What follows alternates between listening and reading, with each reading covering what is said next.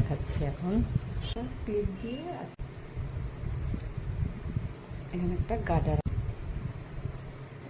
গার্ডার আটকে নিচ্ছি, ঘুরিয়ে চুলটাকে ভেতরে দিয়ে দিতে হবে।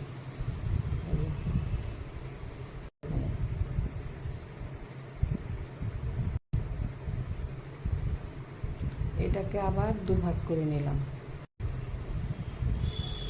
ভালো করে পাকিয়ে নিতে হবে।